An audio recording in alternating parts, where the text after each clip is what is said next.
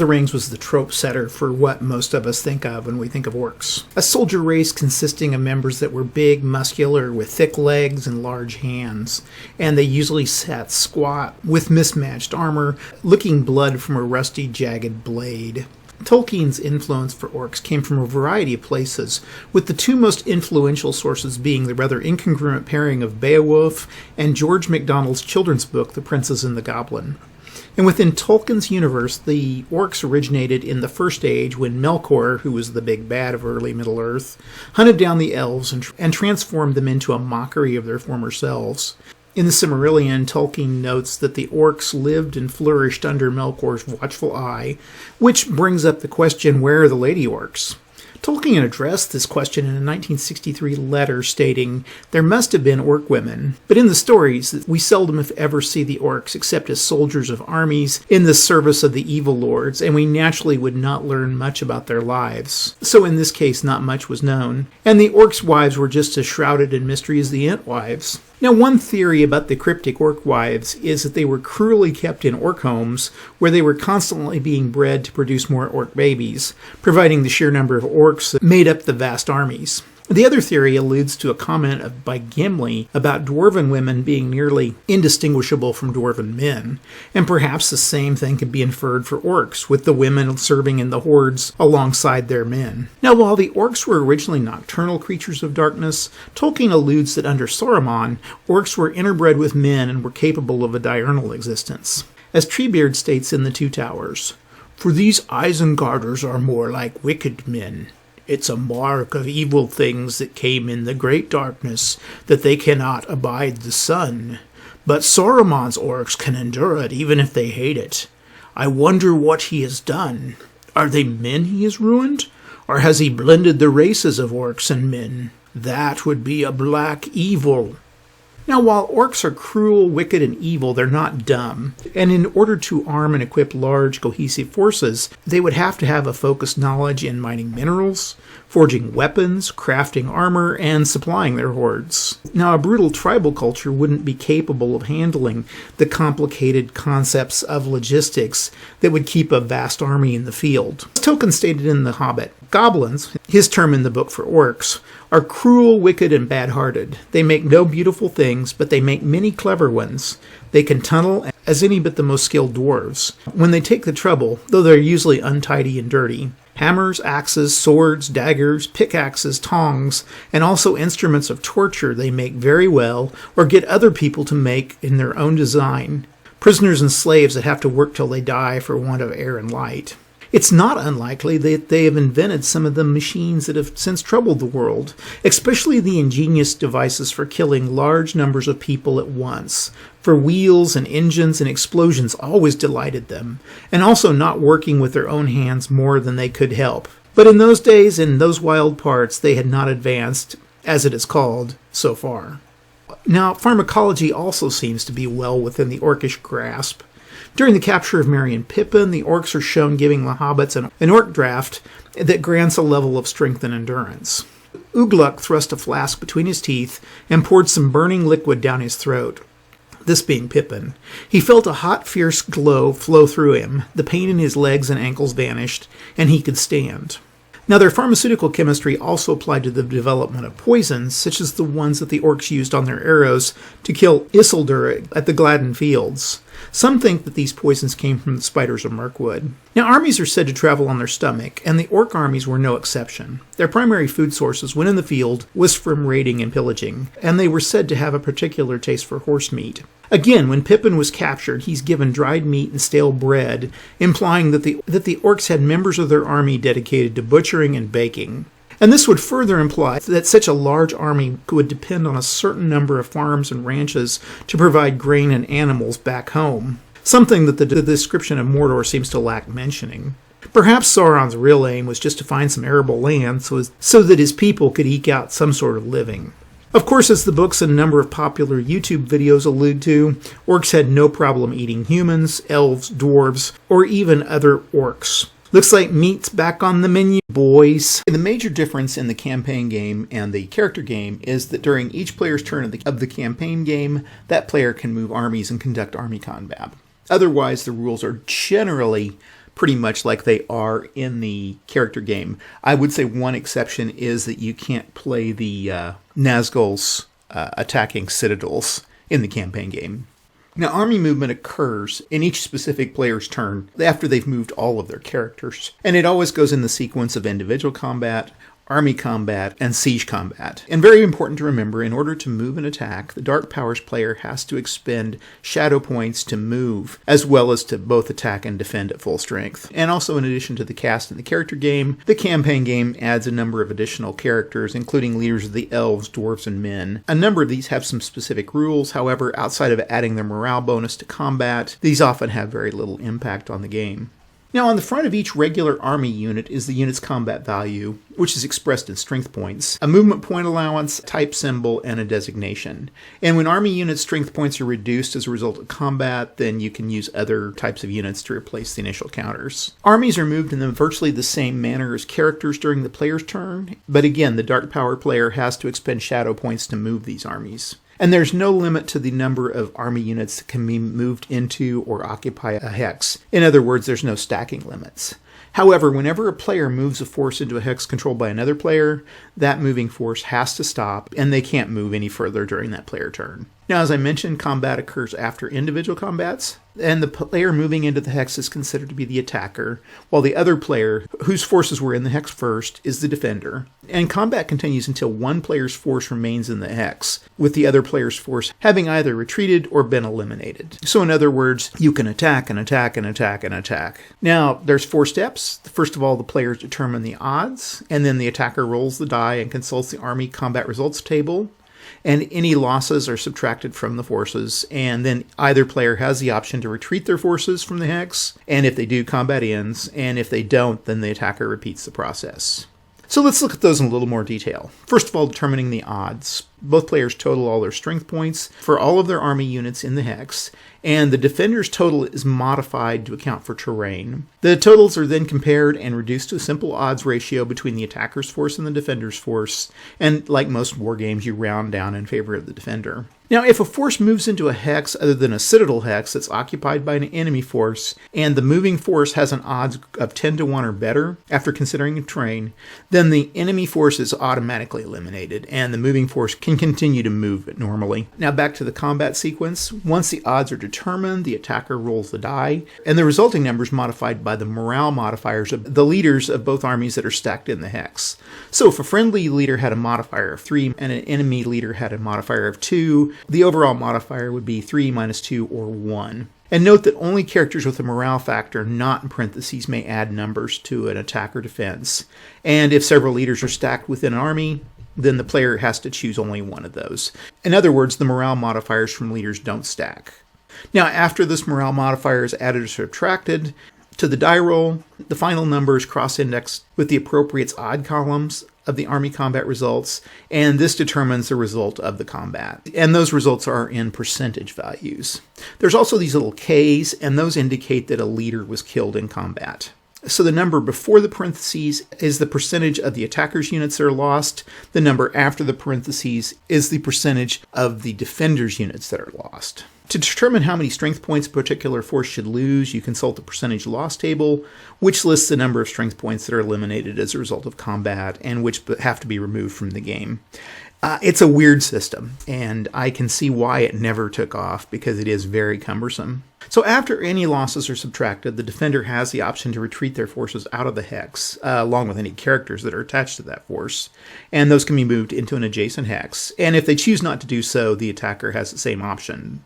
Now, a player can't retreat a force into an impassable hex or through an impassable hex, so they can't move into the mountains. Now, forces can retreat into enemy-occupied hexes, and at that point they could either overrun them or engage in combat again. And if neither player retreats, the initial attacker proceeds to resolve army combat again, starting with the first step in the process. That is, they determine the odds, consult the CRT, etc., etc. As I mentioned earlier, and this is an important point, the Dark Power player has to use shadow points to not only move, but to attack or to defend at full strength. So in other words, for each hex in which they initiate army combat during the player turn, the Dark Power player expends 3 shadow points. And for each hex in which the Fellowship player attacks, they expend 2 shadow points in order for their units to defend at full strength. Otherwise, they defend at half strength. And this shadow point cost is incurred only once in the entire combat, not on an every combat round basis. Now, when one player's forces are in a citadel, siege combat rather than army combat is used to resolve the engagement. And citadels are always considered to be controlled by the players whose armies were the last to solely occupy the hex in which that citadel is located,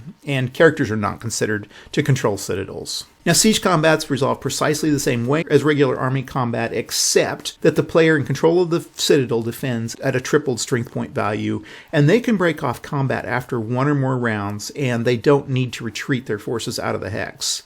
In other words, they're considered to be safe and sound within the citadel. Also, the attacking forces can remain in that same hex. And this is the only time in the game where both sides can remain in a hex after combat. Now, a force can attack from a citadel, but to do so they have to sally out, and they don't gain the tripled strength point adjustment. After they make such an attack, they can then retreat out of that hex, which surrenders the citadel, or they could break off the attack and remain in the citadel. And if a player moves army units into a hex containing a citadel that is being besieged, they have to attack the opposing army in that hex. After 1 round of attacks, then they can move into the citadel and join the besieged units, or they can retreat out of the hex. And whenever a side eliminates all the units within a citadel, then they are said to have captured it.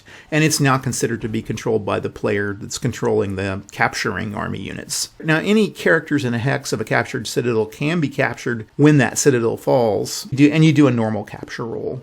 If they escape capture, they're placed in the closest adjacent hex free of enemy units. As far as characters are concerned, the presence of army doesn't inhibit their movement. And a Fellowship-controlled character, which is accompanying an army controlled by a Fellowship player, cannot be spotted or captured. However, characters that move into or out of a hex containing armies controlled by opposing players can be spotted or captured, even if they're with a friendly army. Now, characters accompanying an army aren't forced into individual combat, but they can at the discretion of the player. And obviously, in this case, they are considered spotted if they do choose to engage in individual combat. However, they can't be captured as long as they remain in the hex containing the army. Now, armies only enter the game when they've been mobilized and during reinforcement phases. And I'll talk a little bit specifically about the conditions for mobilization, but let's just talk about reinforcements. So after a group of army units are mobilized, the controlling player can receive additional army units of that nationality as reinforcements. And reinforcements are placed on the game map at the start of the player turn in which they're due to appear, and may be moved by the controlling player that game turn, though they can also be delayed and taken later. Now, what I do to remember this is I put them on during the cleanup phase at the end of the turn before they're supposed to arrive. It's basically an easy way for me to remember that they're there. And the rules contain indications of where these reinforcements come in. Now, the mobilization of Gondor occurs once the Dark Power player moves any army units, not searching orcs, into Anphilos, Belphalos, Lamadon, Lebanon, and Anorian, or Gandalf moves to Minas Tirith, or the Fellowship player plays a certain event card. Rohan is mobilized if the Dark Power player moves any army units, not searching orcs, into Rohan or East Emnet, or Gandalf moves into the hex occupied by Theoden, or the Fellowship player plays a specific event card. Now, the Western allies, which are miscellaneous elves, dwarves, and men, are mobilized if any of them are attacked. I generally let them mobilize once the Dark Forces move into their general region. It's a little off rules, but it feels a little more realistic. Now, Saruman's army units, including the Dunlendings, are mobilized if the Fellowship player moves any of their armies into Isengard, or more commonly, automatically on game turn 2. Mordor and all of Sauron's allies are mobilized if any hobbit is spotted by Nazgul search or spotted due to the use of the Palantir, or are captured and brought to Mordor by orcs. Also, no matter what, Mordor and all the allies are automatically mobilized on game turn 7. I messed this up in the game, and I just basically said that even if they were spotted by orcs, the forces of Sauron knew where they were and mobilized. Now, the Fellowship player can win the game by destroying the ring, as in the character game, or through a military victory. And they have to hold all of the Dark Powers players' objectives for a military victory and capture Barad-dûr and Isengard. Now, the Dark Power player can win a ring victory by getting the ring to Barad-dûr, as in the character game, or a military victory by controlling the Citadels Barad-dûr, Isengard, Minas Tirith, Dol Amroth, and Helm's Deep, as well as Thranduil's Palace and Hobbiton. And the Dark player can also win automatically should Gandalf or Aragorn become semi-ring race. Now, this is the campaign game for War of the Ring. And I've gone ahead and got everything kind of set up a little bit. I've got all the different units put here. We've got the units of men out here in the Shire. Down here, Rohan has their guys set up, and Sauron has his initial forces at Isengard. There's a few at Minas Tirith for Gondor, and of course there's all of these evil guys here sitting in Mordor, which they can't really move. None of these guys can move until they've been activated, so we've got to kind of remember that. I've pulled the magic cards for the Fellowship, and they actually came out in pretty good shape this time. Frodo came out with Mithril Mail and Sting. Aragorn came out with Anduril, and Gandalf came out with Glamdring. Those are probably about the most crucial magical items you can get in the game. You probably also need the Elven Rope. That's another one that's pretty crucial on getting into Mordor without getting seen. But these will prevent the Nazgul from attacking the party. Now, I've noticed if you play this and you don't have any magical swords, basically once the Nazgul make an attack, they can pretty much just wipe the Fellowship out at that point, because the Nazgul can't be affected by normal weapons. So that feels like a design flaw to me. There should be something where even though the party's weakened, they should be able to at least fight the Nazgul off. Okay, we can go ahead and start with the test for Gollum. I guess Gollum control. Gollum control. It sounds like something you'd have some guy come in and spray or something. We got a 5, so he's under the Dark Powered player. Now, in this game, let's see. We're going to go ahead and this is game turn 0. I'm going to move it up to game turn 1. That was the ring phase. We go to the events phase, and we start with the Fellowship. Let's flip over here. Now, I'm playing Saruman as kind of an independent here. He's not going to have his cards or anything, but he will be able to move units without using shadow points. I think that's only fair. We go here. Now, the Fellowship has Orcs quarrel over division of spoils for their card. Can't use it. Nazgul's Flying Beast killed. Can't use it. Boromir attempts to seize the ring. Probably a handy one. What we're going to do, though, is get rid of Boromir. That's probably the first thing we want to do. And let's go check on our Dark Power guys here. Their cards are Rivers Flooded. Not going to play this. I'm going to hold this one because there's really no rivers they can cross. We're going to bet they can't go this way. So Aragorn uses Palantir. Sauron challenged. Oh, I forgot to pull a card. I get to pull a card. What am I doing? Let's go back. Back to Fellowship. Pull a card. And they get one card because they get that 4th card, and then they get the... Okay, Elven Boats we'd like to keep. I got to figure out which one to get rid of. I think I'm going to get rid of Boromir seizes the ring. Hopefully we'll be able to not make it through the full deck before... And we'll get Boromir sent off so far. Okay, now we can go to the Dark Power player. Whoop. And his cards are those. Let's see, where was my cards? Here. Ince Vent Rage. Okay, can't really use that one. The Pipeweed Cache I might play. I'll get rid of the... Don't think I'm going to be needing that. Okay, so basically the Pipeweed Cache means that the hobbits can only move 2 hexes. And we're not going to just leave the hobbits behind. So now, and then we could figure out our shadow points. Let's do that. Generate shadow points 13. Of course we get that when we don't really need them. This first, since they can't search this turn,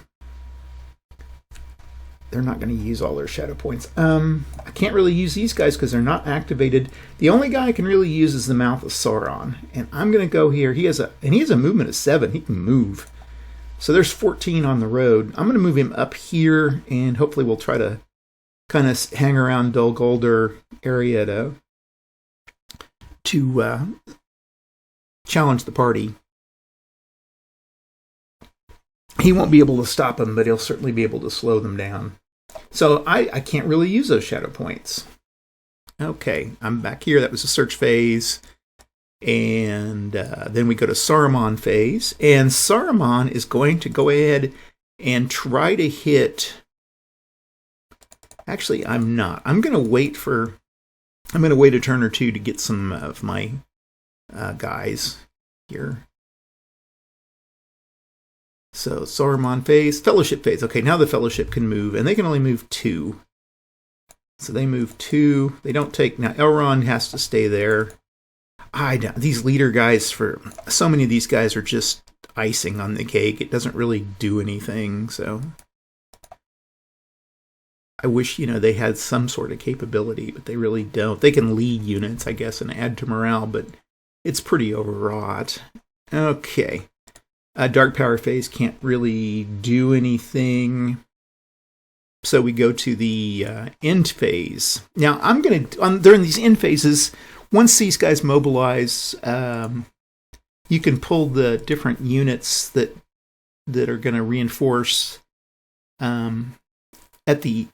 for each turn, and I'm going to use this end phase as a time to mobilize to bring those units in. So in a lot of cases, I'm probably going to have to pause the game to bring them in, especially when Mordor gets involved, because they got units flying all over the place. Not that they're going to make any difference, but it does take a little bit of time to set up. It takes about 5 minutes, so I don't think watching me set that up is going to be too exciting for you guys. Okay, that's the end phase. We go to turn 2. Ring phase.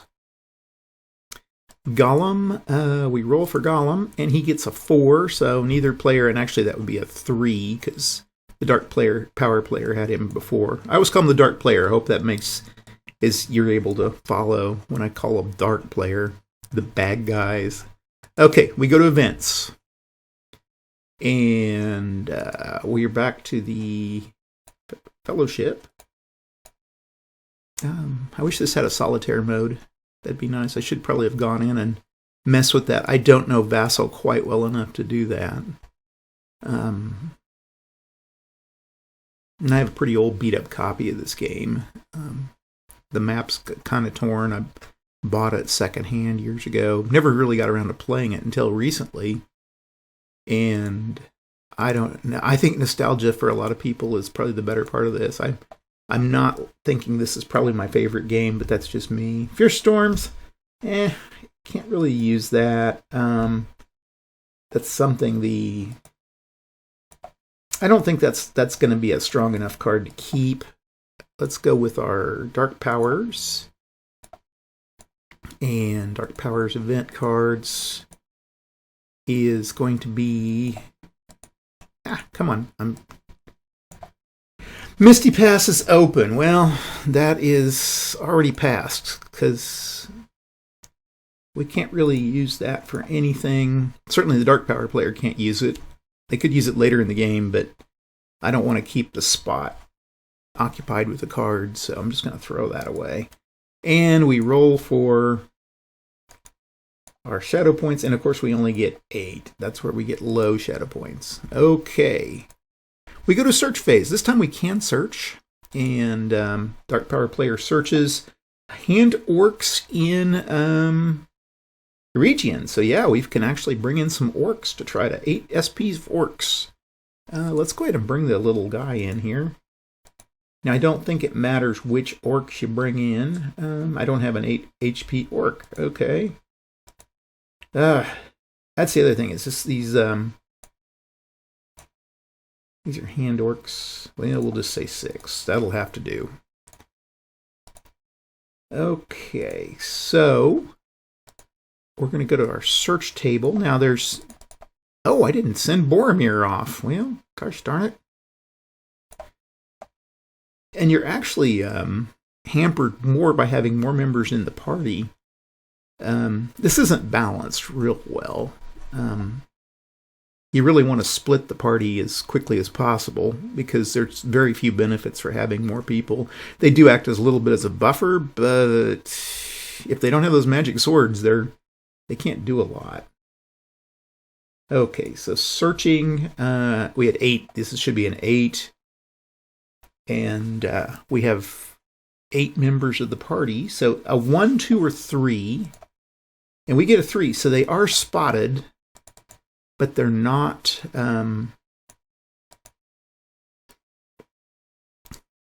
captured or anything. Okay.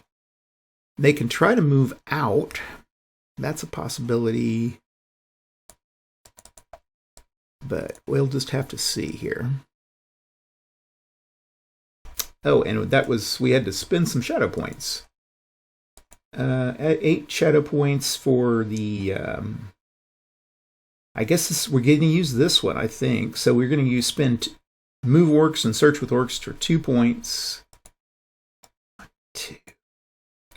This really needs to be a lot clearer. This is just, and the campaign has different shadow points from moving forces, searching with Nazgul, and initiating army combat, and defending, which I always forget to do, is to defend at full strength. You have to spend 2 shadow points per combat. Now, whether that is this doesn't indicate per army combat whether that is one of the simple fights in a round or whether that's a whole round's combat. I'm going to say it's a whole round's combat. Again, that's going to speed things up a little bit. Okay, so we've spent those 2. We've searched. We haven't found anything. And I think that's all I can do. So the Fellowship Saruman gets to go. Now, Saruman this turn, in turn 2, he is actually, what am I looking for? Mobilized. Well, I'm going to say that he begins to mobilize at turn 2. So he's going to stay put. Now, next turn, he'll get some reinforcements. Okay, Fellowship phase. We're going to move down here, and we're going to try to get through the Mines of Moria. Oh, we're going to get rid of Boromir. So 1, 2... 3, 4,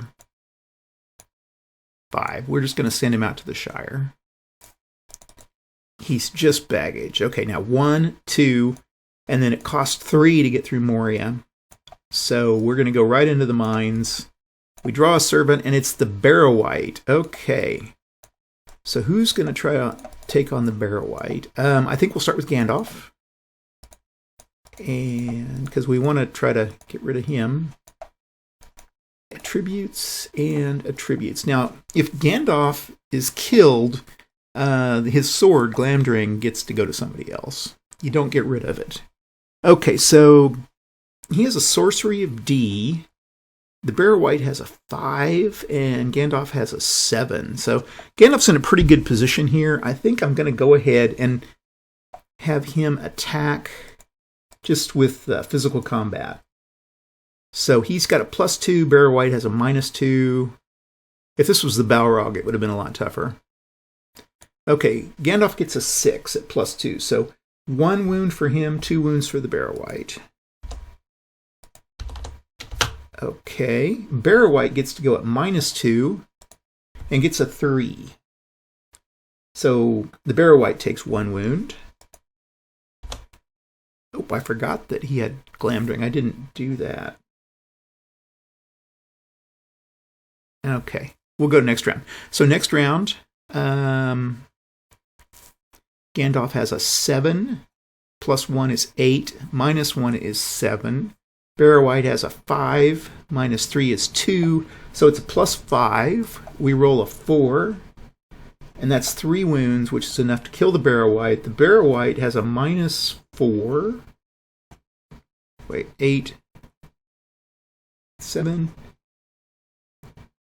8, 7, -3, 4, 5, 3, 4. -4, okay. What do we roll for the Barrow-wight? 2, okay. Okay, killed. Okay, that kills the Barrow-wight. So the Barrow-wight's destroyed. Gandalf took a wound.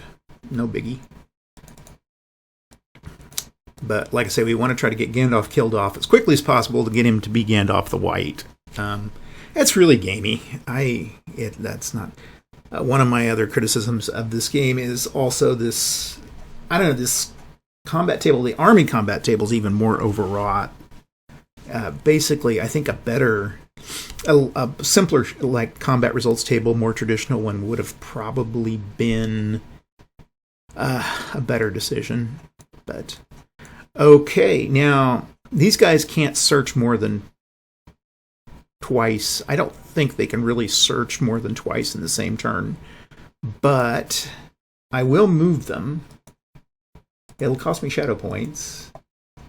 Move orcs. Let's see. And I guess it's 1. These guys should be an 8.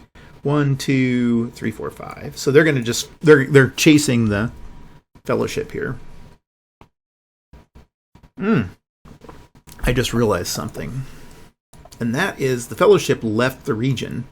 So by leaving the region, they're hidden again. So this guy can't do that. So they just have to go home to mama. So meat is not on the menu, boys. Okay, Dark Power phase. Move the Mouth of Sauron over here. 1, 2, 3, 4, 5, 6, 7. Okay. And thus ends the Dark Power phase. And we go to end phase. So we're going to put our... Gondor's not activated. Rohan's not quite yet. But Saruman is. And he's going to get the Dunderlings in Dunland. And I'm going to put him right there.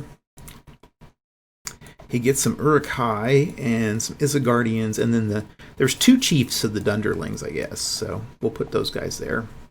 This one's pretty easy this turn. It'll get a little more complicated as we go on.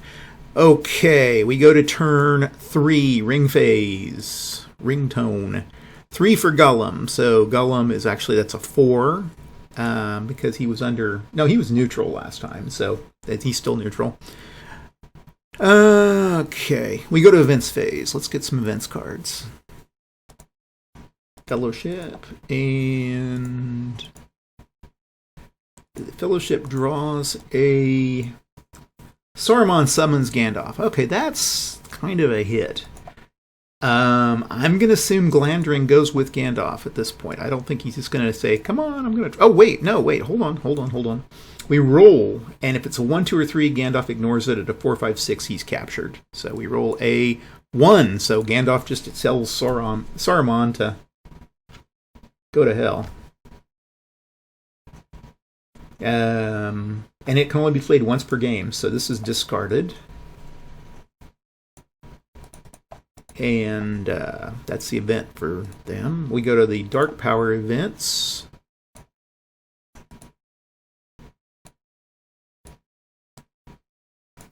Now, when we played this back in the day, this would have been about 79, maybe. We had... I think we played this so wrong, because I think everybody had gotten a little bit frustrated with the rules, and we pretty much wanted this game to work because, of course, we were a bunch of nerds that were geeking out on Lord of the Rings, and there wasn't all that Lord of the Rings stuff that there is today. I mean, you kids today with all your Lords of the Rings stuff, we didn't have it. This stuff was fairly, not unknown, but it was kind of marginal. In the 70s, I think a lot of science fiction and fantasy was pretty marginalized. I remember the science fiction was usually this kind of overwrought bad stuff that, it was still kind of the last vestiges of the golden age of science fiction, and a lot of the stuff wasn't very good. Okay, where am I? I'm yammering. Oh, get our shadow points here. Generate 12. Well, we got a lot there. Okay. Then we search now. Can we search in Mordor? I think we can search in Mordor, can't we? This counts as Moria. Okay, let's do a search. Search cards. Nothing in Moria. So, okay, we go to our Saruman phase. And this time Saruman's going to go. And he's going to march these guys down to Isengard, these guys down to Isengard, and these guys. That's going to leave him 9, but he's in a fortress. 1, 2, 3, 4, 5. Okay, yeah, they can make it. And we are going to make our first attack on Theodred in Hornburg. So, now these guys are tripled. So, let's go to our combat. Now, this is army combat. Let's actually do an individual combat between the chief of the Dunlendings and Theodred. Let's try to eliminate him first. It gets confusing here because this is a siege. I don't know whether this guy could pull inside and just say, go away. But we do have to have one turn where the siege occurs. So, individual combat. The Dunlendings have a 3. Theodred has a 1. So it's a +1, -1. Dunlendings get a 2. So 1 wound to him. Okay.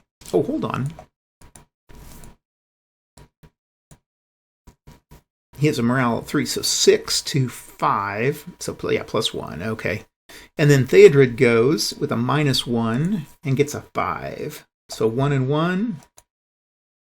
1 and 1. Okay, the Dunlending's going to go with a 6, 5 to Theodred's 3. So +2, -2. +2, 4 is 2 wounds for him. And -2, 5. 2 wounds for the chief of the Dunlendings. But it's going to be enough of a wound to kill Theodred. So he's killed. Now, Hornburg defends. And this time we're going to have, let's go good guys, bad guys. We'll just say BG and good guys. BG being Sauron's forces and GG being the Rohan forces. I guess that's all relative. Okay, so we have 45, or 63, and the Hornburg has 21. 20, 40, that comes out perfect. Okay, 3 to 1 odds. And we roll a 2 at 3 to 1, 2. And 10% loss for the attackers, 20% for the defenders. And then we go down here. So 63 at a 10% loss is 13 points. And this is another place where this becomes kind of problematic, is these don't make change easy.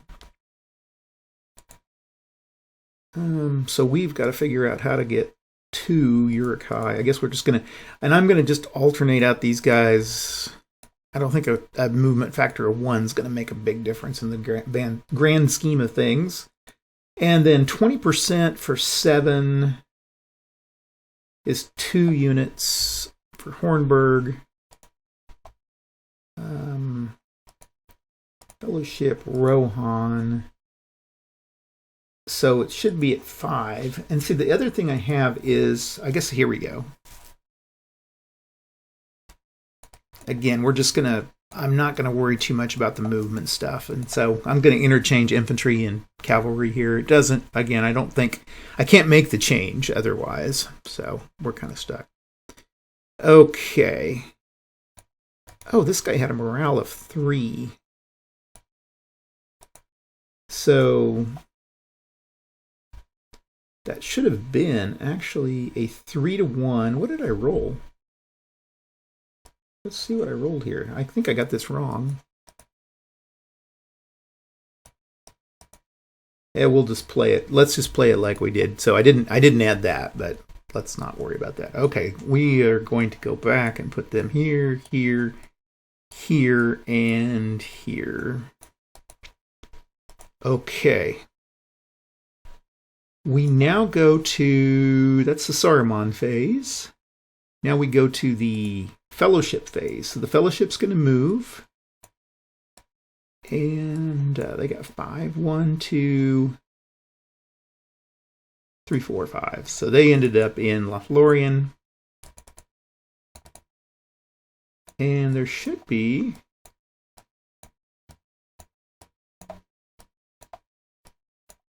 2 magic items. Okay. Unfortunately, my vassal module didn't put the little magic items here. So we're going to say, I don't know, let's go ahead just for the sake of, there should be 2 magic items there. We're just going to say they have the Elven Rope, which lets them get through one hex unimpeded. They can go through the mountain hexes, which will become important later. It's actually good for the example here. So we'll just go with Elven Rope with Sam. And then Sam gets the, I don't know, let's go with the Limbus Bread. And Limbus Bread lets you make a,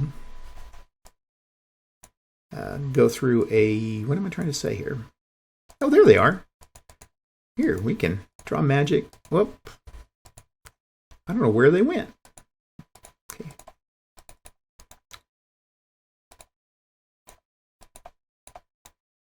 Mask? Shadowfax. Oh, okay. Well, that's okay. Let's just say Shadowfax. So, oh, Shadowfax, and there's the other one. And Limbus Bread. Okay. Let's just say instead of Shadowfax, let's go with the rope. Because that's the other thing is these magic items aren't real balanced out. Again, you really absolutely need the swords. You probably were going to need the Elven Rope. Shadowfax lets you move at like 8.8 things, so it really doesn't help you out very much. And like the Limbus Bread doesn't really, it'll help a little bit. I don't know, it doesn't. You can get the healing herbs, but we'll just go to Lothlorien. Okay. Dark Power Phase. Mouth of Sauron's sitting pretty there.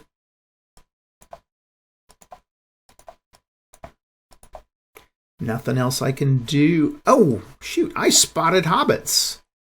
So Mordor is activated. I forgot that. Yeah, when you... Okay, that's fine.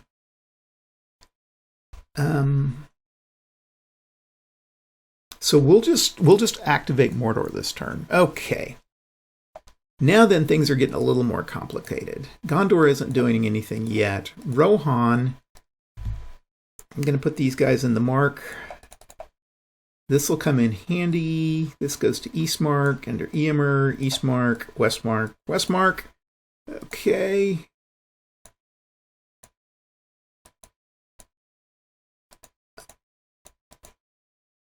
Saruman gets his Dunlendings and his Uruk-hai.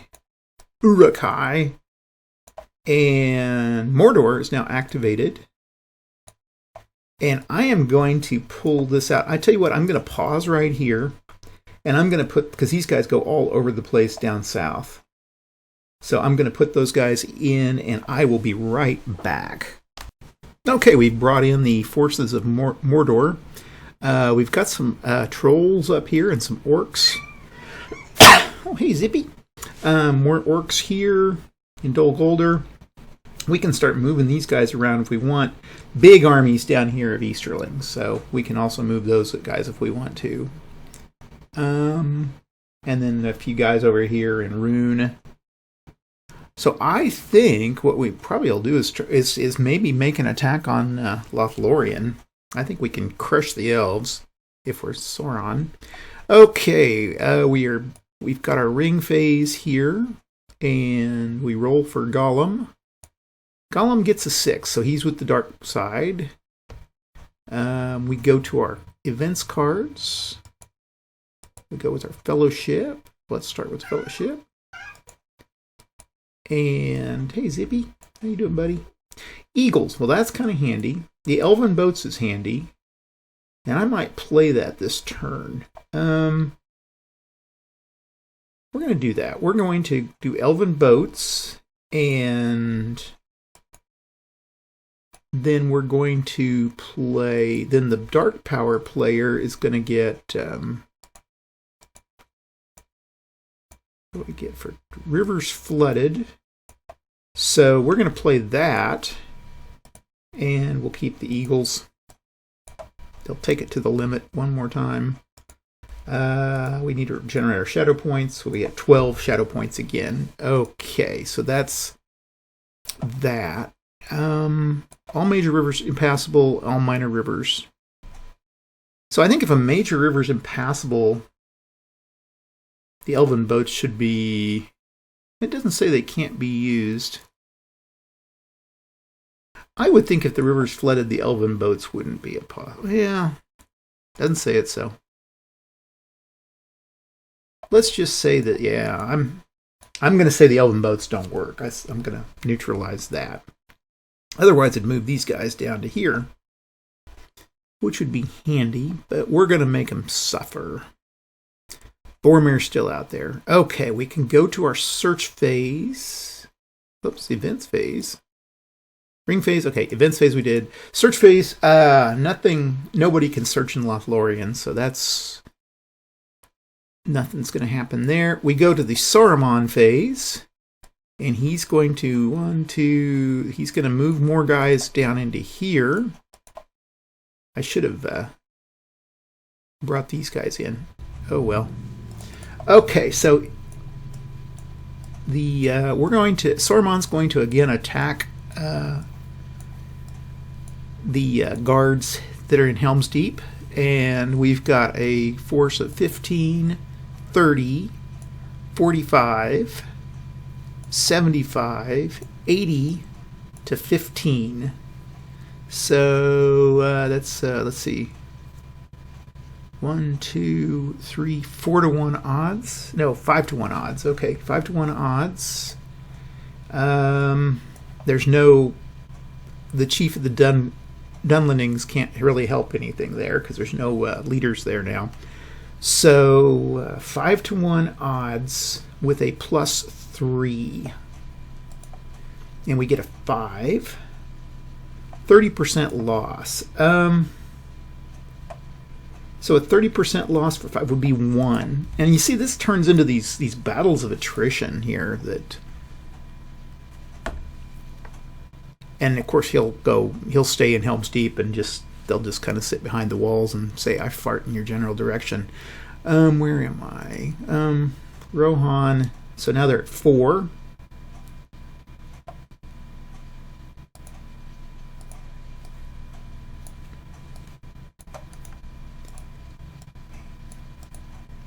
I don't know why. Well, I do need Rohan. If I want to get that military victory, I have to have, I think, Rohan and Minas Tirith. Anyway, there's a number. I'll look it up if we even get close. I've never gotten to coming close to the military victory.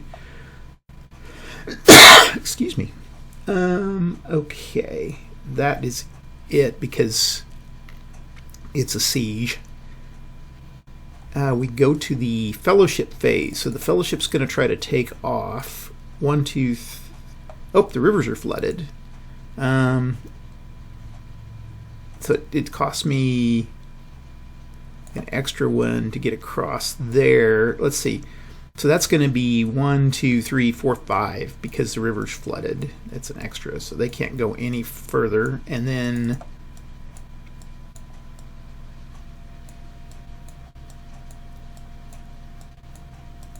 okay, and so they do their thing. These guys are going to pop in here and attack. These guys are going to go 1, and this is 3, 4, 5.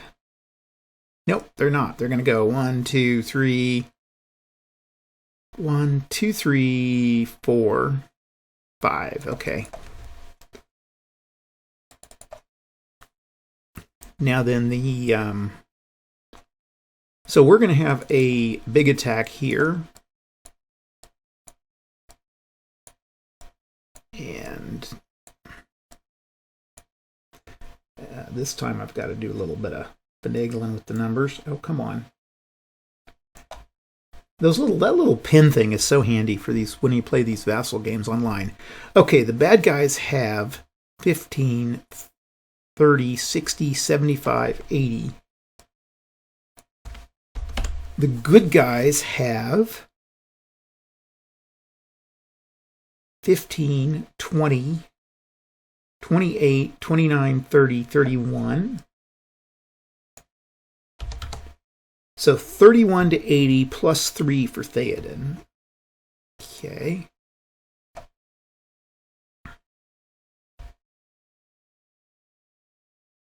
And I guess in this you just keep attack. The attacker can just attack. It's not an attack defense kind of thing. It's just an attack because you do take both sides take damage. So 31 to 80.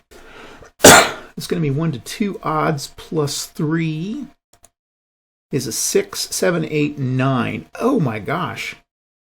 50% with the leader killed. So Chief of the Dunderlings is killed. Wow. And a 50% loss is going to be a loss of 40. So 30, 35. And then I need 5 more Dunderlings. Let's see here. Get those guys. Fellowship. Isengard. Dunlins? Is there 10 Dunlins? Okay, that'll work.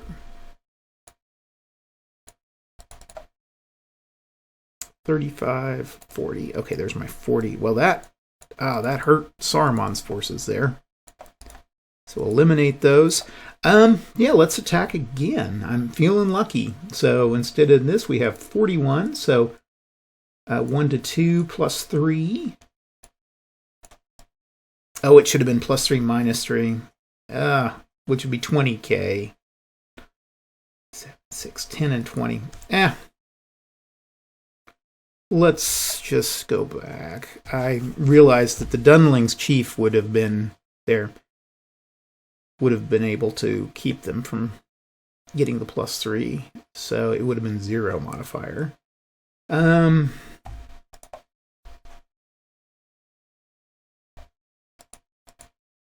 Let's get rid of this guy. These guys come back. So 10 and 20. Chief of the Dunlings.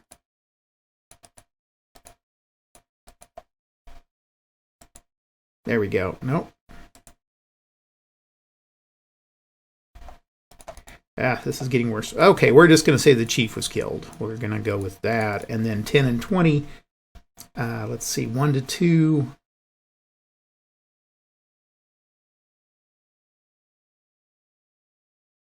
$21 to 80 is...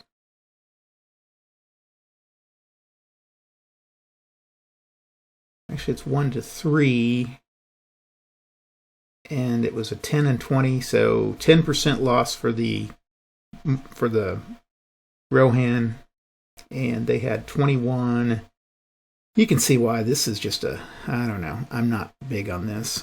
Okay, so we've got to get rid of this. And I got to find a new piece. Okay, where's a piece here? I'm real surprised you guys are sticking with this. Now, I think it would have been 1.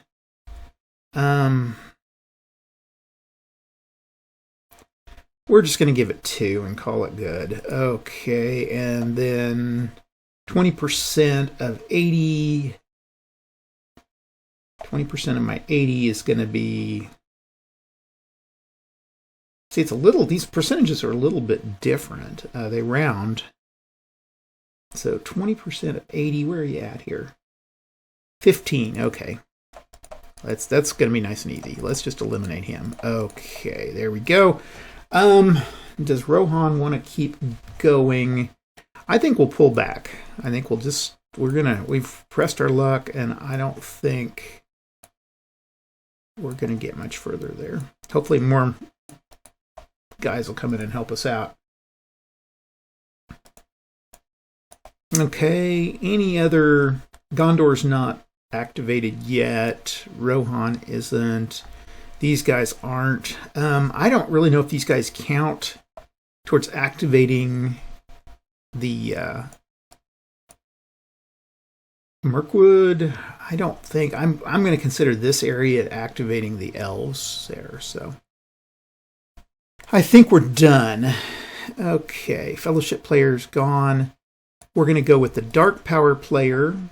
And I had 12. So I'm going to hit as hard as I can. I'm going to hit Lorien.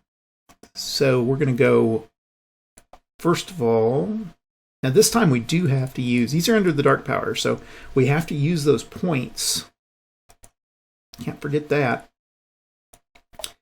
So to move this force of 30, I have to spend 2 points. And this is 1, 2, 3, 4. So that's 2 points. And I've got to move these guys. 1. Now I have the rivers in play, so they can't cross. And the Nazgul can't do anything. So we're just going to move these and these. The Nazgul will have to just sit there. In the campaign game, the Nazgul are pretty much worthless. They don't do a lot. You have to have just a specific thing. Mouth of Sauron. 1, 2, 3, 4, 5, 6. And he will go ahead and attack. And maybe he can weaken these guys just a little bit. And he doesn't count anything. Okay, and then these guys are going to fight at full strength. So that's 3 points. 1, 2, 3. Now I've still got points to go, so I think I will go ahead and... Oops, that guy should have been there. Move up to...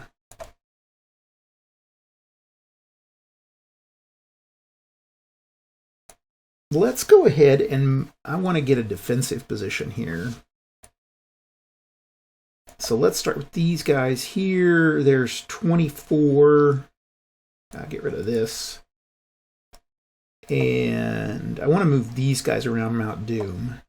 So moving these guys, that's 24, so that's 2 points. 1, 2, 3, 4, and then 1, 2, 3, 4.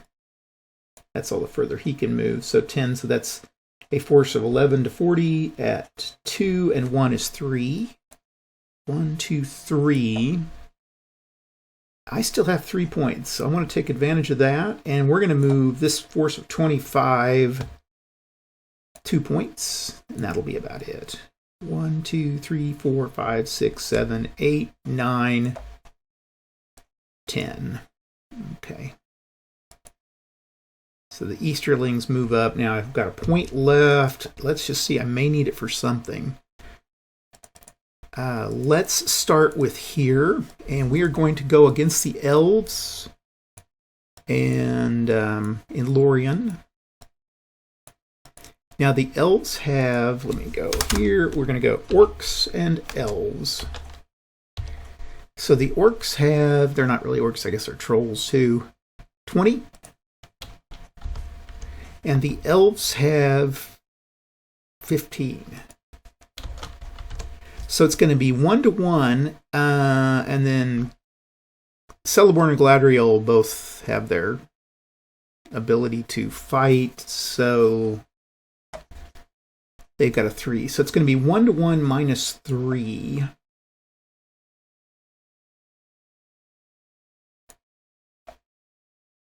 And we roll a 2, so minus 1. 1 to 1 minus 1 is 30% loss and killed. Okay, no leaders to kill, but they do take a 30% loss of 20, which is 4. It never rounds. Gosh darn it.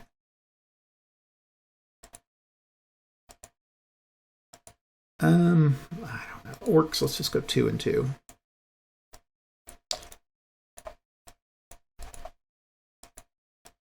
Okay,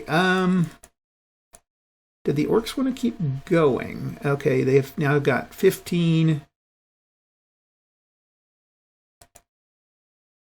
Wait, they had a 30% loss at...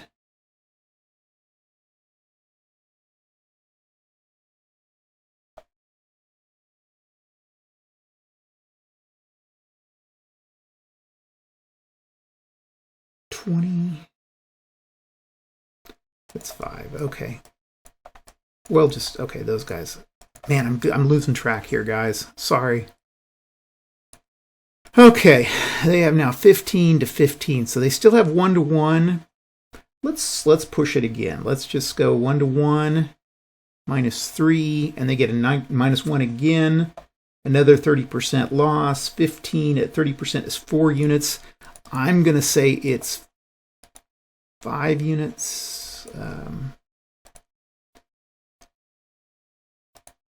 Let's just go with 10.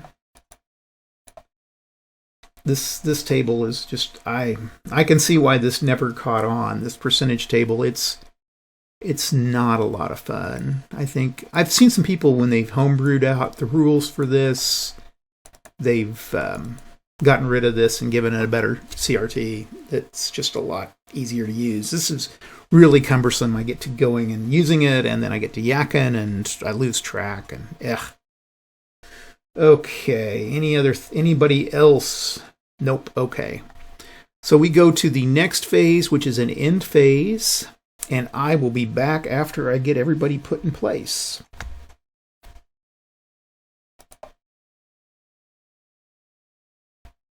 Okay, a couple notes between turns here. First is I went ahead and moved the Mouth of Sauron up to attack the party here to try to bring them at least some attrition to their leadership, which I was capable of doing. I was able to wipe out Gandalf, and that sent him up to be Gandalf the White. I rolled a 1d6 to see if he would, how many turns it would take before he would resurrect, and it was like 5 turns. So he doesn't come back until turn 9.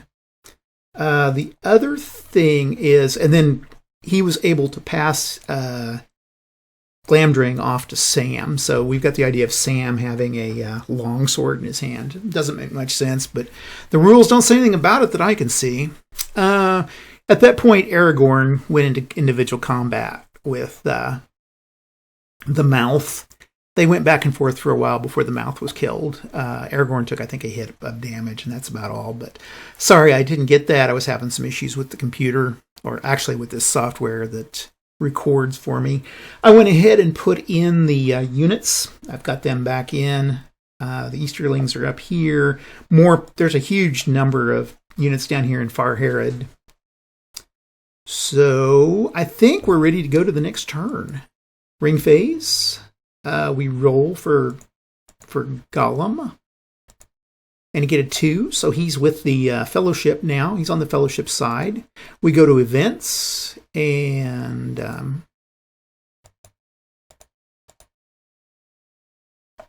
the events are going to be for the Fellowship. They draw a card, and they get Elven Boats. Okay, any group or characters in Lothlorien can be transported to any hex along the Anduin south of to the river of Rhoros. Okay, we will play that. I'm going to go ahead and play that.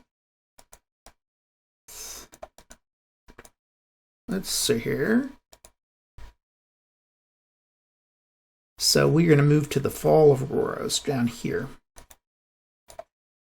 At the same time, Dark Power gets a card. And draws an event card. Denethor appears in the Palantir and sees Doom. So basically, no Gondorian characters may attack or leave Minas Tirith for the remainder of the game turn. Well, whoop-de-doo. Or add 3 to the die roll against Fellowship player forces in Minas Tirith. Or the Fellowship may view one other event card held. Okay, that's not much. I'm going to get rid of this Eagles card. And we roll for our Dark Power Shadow Points. 10, so that's so-so. And searching. We can do a search this time. Let's see, what are they in? They're in North Ithilien, so we'll do a search. Let's see, get my search cards.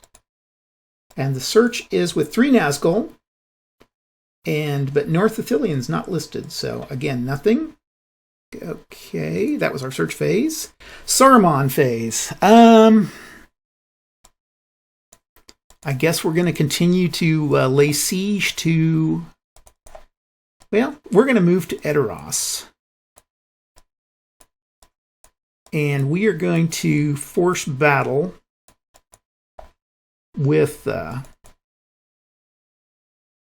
Rohan.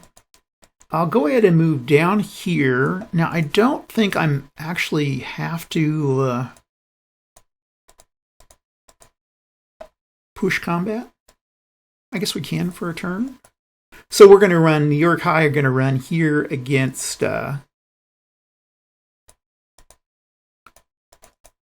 against these guys, and then we'll fight here. So sieges go last, so let's go ahead and figure this battle.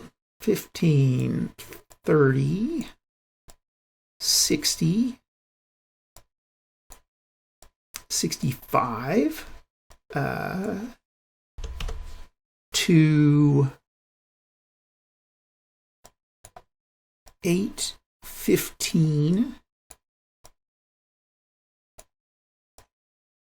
Let's see now, 20, 30. Okay, to 30.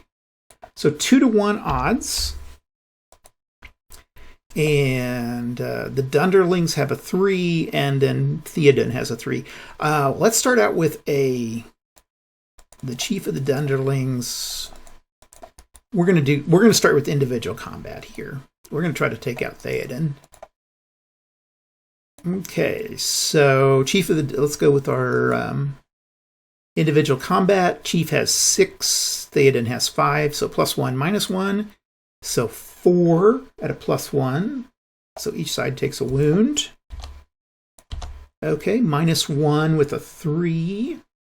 So he gets a wound. Okay, go to our second turn, and we have 6, 5, 4 to 5, 4. So 0. Chief goes with a 3. It's a wound on Theoden. Theoden goes with a 3, so it's a wound on the chief. They're matched up again. Chief goes with a 4. Each side takes a wound. And Theoden goes with a 3. So the chief takes a wound, and that kills the chief of the Dunderlings. Dunderlings. Okay, now we can go to 2-to-1 odds with army combat. And we get a 2. 2-to-1 with a 2. So both sides lose a leader, so that kills Theoden. And 20 and 10. So attacker loses 20. We had 65. That's 13 we lose. Okay. This is frustrating. Okay, so this 15 becomes 2.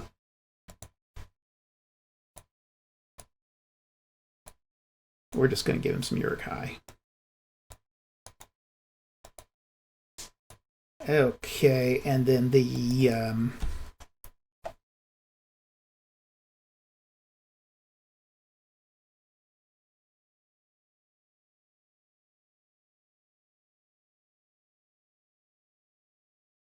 20 for the good guys. That was a 30. So they lose 6. Okay, so 8. And I need to Rohan 2. That'll work. Okay. So now we are at, and we're going to attack again. We've got a 15 to 5 is 20, 22, 24 for the good guys. The bad guys are sitting at 45, 52, and Eowyn has no, she doesn't have that's not a morale that she can use to fight. So 2-to-1 odds. We go 2-to-1 with a 5. Okay, 2-to-1 with a 5 is 10 and 20. So out of 52, let me just put a 10 and 20 here. 10 and 20. Okay, so I can remember that. Okay, so 52 at 10 is 5. So we can eliminate, and then 24 at 20 is 5. Eliminate. Okay. So now we're gonna keep pressing it. So 15, 45, 47 to 19. Okay. 2 to 1 with a 4. 10 and 10. Both sides lose 10, so... and 10. Okay, so let's see here. We got 47. That 10 is going to be 5.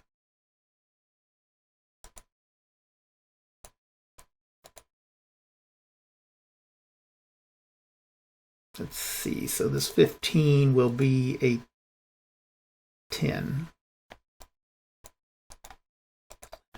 And then 19, 10 is 2. Okay, we're going to go another turn, and we have 42 to 17. So it's still 2 to 1. We roll a 2. 20 and 10. So this guy takes 20. The bad guys take 20 and 10. Okay, 42 and 20 is 9. Now I don't think I've got a 1, so here we go.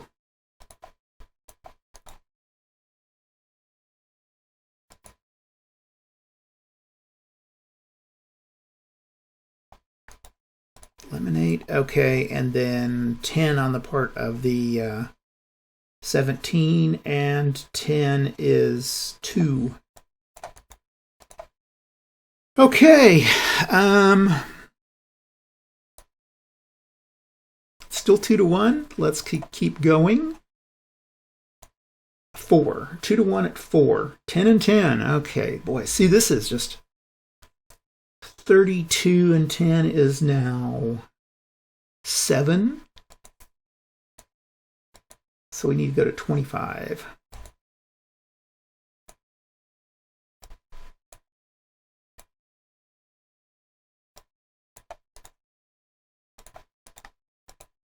And then 15 at 10 is 2.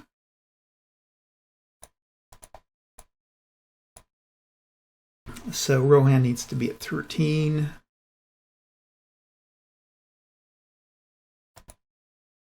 Eight and 7. That's 15. I need 8 and 5. Okay, 8 and 5.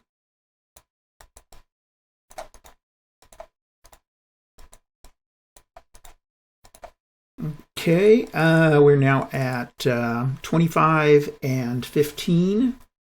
So it's 1 to 1 odds. I think I'll go ahead and step back.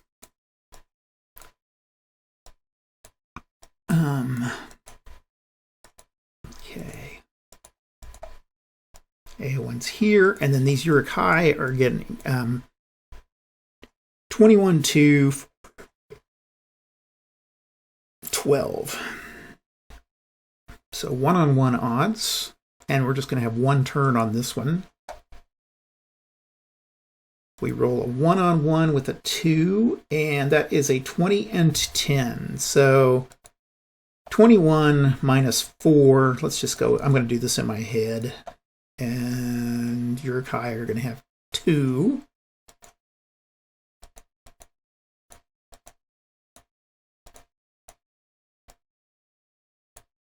And then 10% of 4 is going to be just, what do they call 10% of 4? 1, okay. Eliminate, and I need a 1. See, and there's not even a 1 counter here. So I'm going to use Rangers. I guess I'm going to have to go over and use some Rangers here. And that's the only thing I can do during that turn, because that's a that was a siege. So those guys stop the siege. Okay, that's the Saruman phase. We go to the Fellowship phase. And these guys are now down here. So we're going to move this guy. Now these guys can move 7. 1, 2, 3, 4, 5, 6, 7. Let's see. 1. Hold on here. Okay. 1, 2, 3, 4, 5. Oh, 6, 7. Okay, and I'm going to move these guys here now. Once the fellowship is in with an army, they can't be searched for, so they're pretty safe there.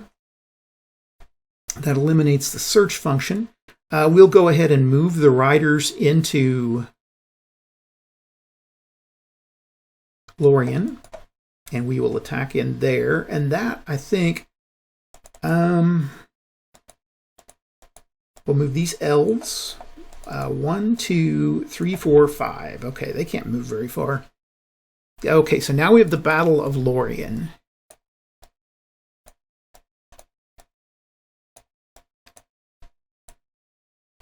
Now, the best leader in all this is going to be Eomer or Celeborn. Celeborn has a 3, so we'll just use Celeborn. And we have a 15. We have 20, 30, 35, 40, 50, 63. So 6-to-1 odds with a +3. 6-to-1 +3 is a 5. 6-to-1 +3 is a 5. 30% loss in the Orcs, so the Orcs are down to 7. I'll just keep track right here. So 7. And the Elves are at, did I say 63? They're going to fight again, and this time they are at 9-to-1. So +3, they get a 5 again. Another 30% loss on the Orcs. Let's be a third of them, so we're going to say 5. And at that point, they have 10-to-1, so they can override them, and that eliminates that Orc unit. So they were able to take the Orcs out without taking any damage.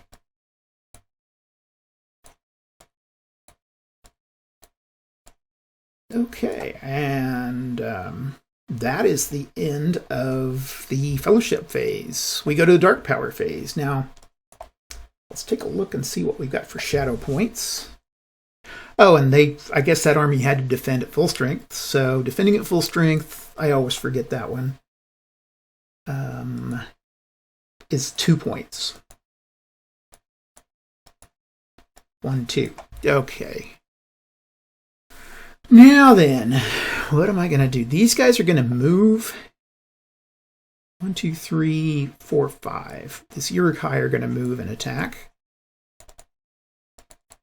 And that's for move and attack. And how many points was that? That was... Yeah, where are you at? Well, they're not powerful enough to do that. I'm going to hold off, and we are going to... I'm going to move all of... Well, Dol Guldur I want to keep. I'll just keep my Nazgul there. Okay. Maybe I can harrow those guys a little bit. My Dunelendings are going to go 2... Well, how much is left there? 2, 4... Let's see. There's 1, 2. We don't care about that guy. 3, 4, 5. And they'll attack there. And to move an attack takes... let's see how much... Oh, that's a Sauron's. Oh, that's Sauron's guy. I can't do anything with those guys. Never mind. Darn it. Okay, I can do... Uruk-hai.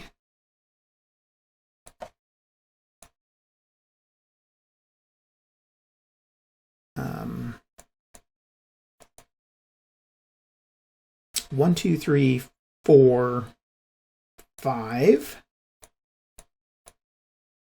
We'll move him here. And then that was 2 points, I think, for moving those two. And then I have these guys are going to move in here. And how many was that? That was 3 points. And then finally, we'll move this guy over here for 3 more points. Okay, there we go. I could have moved these guys up. That guy could have done something, but we're going to hold off there. And I think that is the end. Is there any combat? Am I missing somebody? No, nobody there, nothing there. And that guy's there. So, okay, that is the end. We are going to pause, and I'm going to put some more Mordor pieces on. Okay, we're at game turn 6 here, and I'm in the ring phase. Actually, this is getting kind of interesting. This has probably been one of the more interesting playthroughs of this game I've had. Got to give it credit, it never ends up the same way twice, and maybe that's why I'm beginning to understand why people like it. So, the ring phase, we have, again, the whole thing with Gollum. He's with the Fellowship, and we go to the event phase. Let's see here. So let's get the events for the Fellowship. Let's start with those guys. Whoops, there's Saruman. And we pull up the event cards. We pull up our hand. Eagles. Orcs divide division or spoils.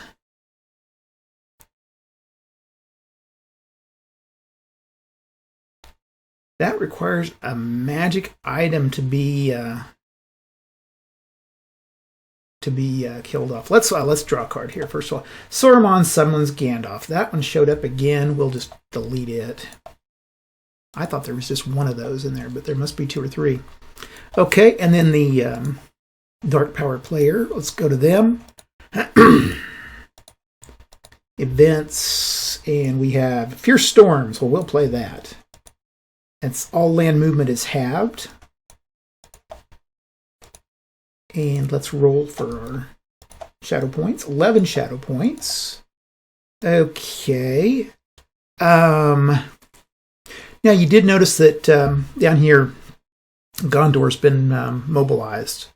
So I now have those pieces. This guy's really, that's a good place for him. He can create a lot of havoc there. And so basically, to move him, I've got to move around him somehow. Now, I've got the marshes. Let's see how much to get through the marshes.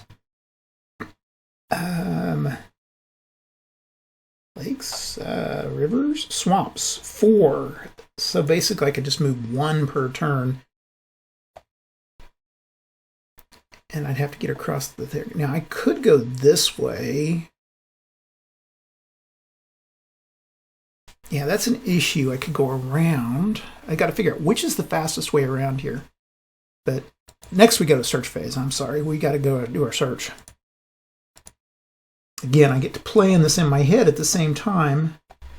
And now this is in, the party is in Anorian. So 3 Nazgul can swoop in. And for the Nazgul, I'm going to go ahead and use the big guns. I may be able to finish this game up if I play this right. Lord of the Nazgul, Gothmog, and Nazgul number 3. We're going to hit them just as hard as we can. This costs 6 points. 1, 2, 3, 4, 5, 6. And for the Nazgul to fight... in this game it costs 3 points. Okay, not 6. So we'll add 1, 2, 3. And then move the Nazgul for search. But still, I think for search it's going to take 6. So 1, 2, 3, 4, 5, 6. That puts us at 2. Doesn't give us a lot of options for later on, but okay. So the Nazgul search, and let's do our search table. There's still 8 members of the Fellowship. We should have split those guys, and there's 6 points of Nazgul searching. But it's also a storm, so you add 1 to the search roll. So I got a search of 5. So the Nazgul are unable to find them. They would have needed a 1 or 2. That could have almost ended the game. So they go flying back. Okay, into search. Saruman phase. Um, we've got to stop here. And there's 3, 6, 9 points, 15, 30, 32.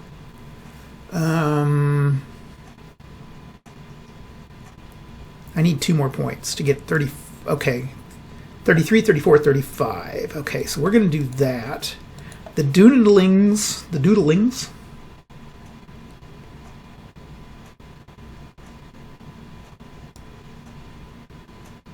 1, 2, 3. Can't make it. Okay. I could attack here. I could attack here. I think we'll go over to Helm's Deep. If I get 10 to 1, then I've automatically eliminated Helm's Deep. So 9, I need 90. So no, I don't have that, but that's okay. So for the Sauron phase, everybody's attacking Helm's Deep. And once it falls, it's in the hands of the dark powers. So I've got 9, and then let's see, good guys are 9 here. And the bad guys are sitting at 45, 50, 60. Okay. So 60 to 9, 5 to 1 odds. Let's go with army combat.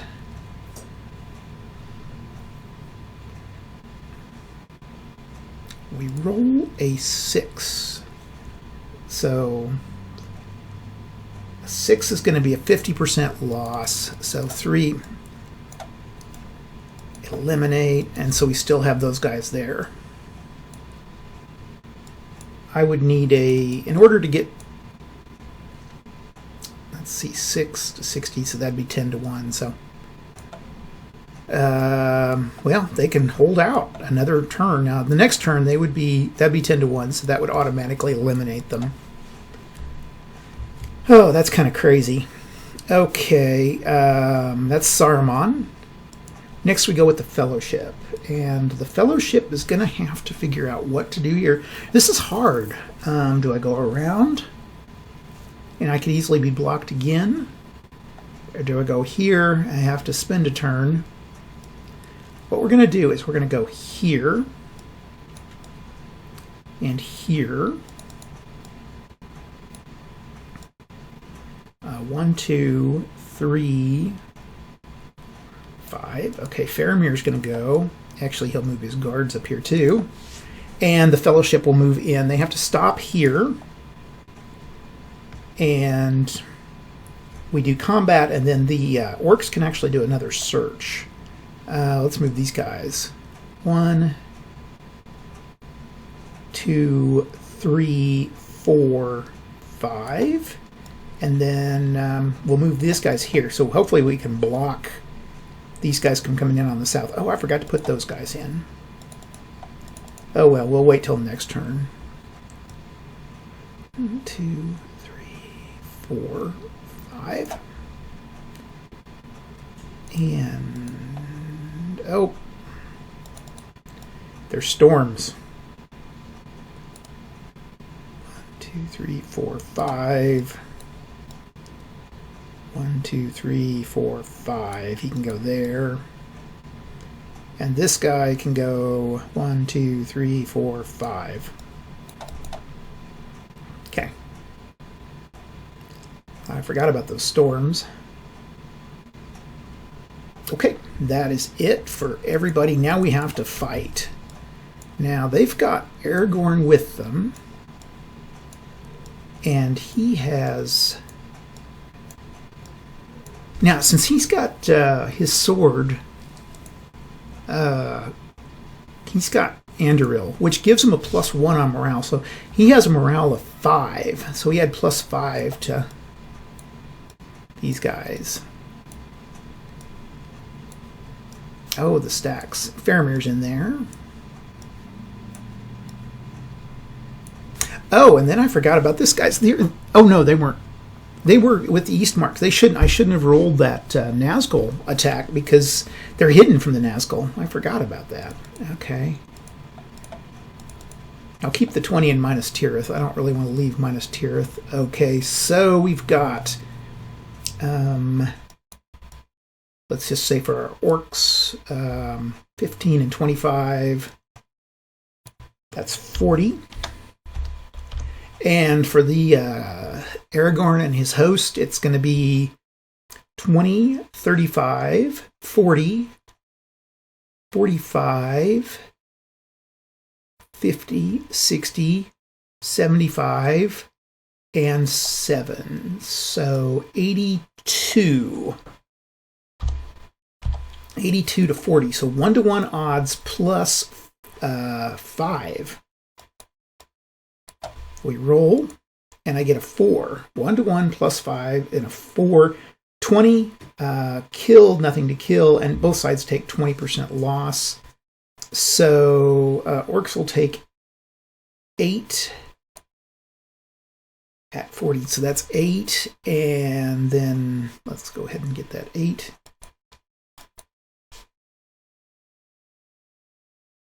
That puts them at 32. And then the, I'm not going to mess with these. I'll just wait until the whole thing's done. That's probably the way to do it. 20% of 82 is going to be 82 minus 16, 62, 66. Okay, 66. Okay, and so now it's 2-to-1 odds. We'll continue to attack. And we get a 3. Plus 4 is a 7. So 30% loss. So the Orcs now take, let's see, that's 3, 6, 9. So that puts them at 23. Still going to be, let's see, 66 and 23. So that'd be 22, would be 3-to-1. 2-to-1 odds. We roll a 3 plus 4 is 6. 2-to-1 with a 6 is 20%.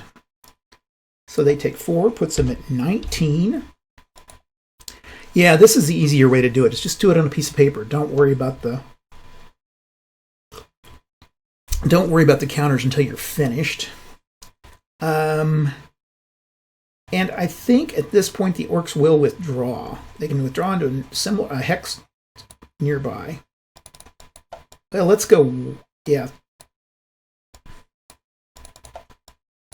Let's see, 19, so yeah, they're going to move out.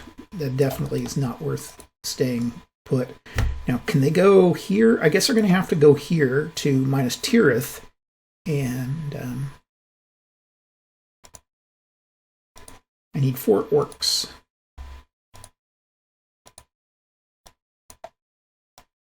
Now, they defended, again, I always forget that defense. They defended at full points, so... Defended full strength was 2. They still had. That's why I kept those 2 points there. It's probably already good to do that. So, okay. So these guys move in. That's the end of the Fellowship turn.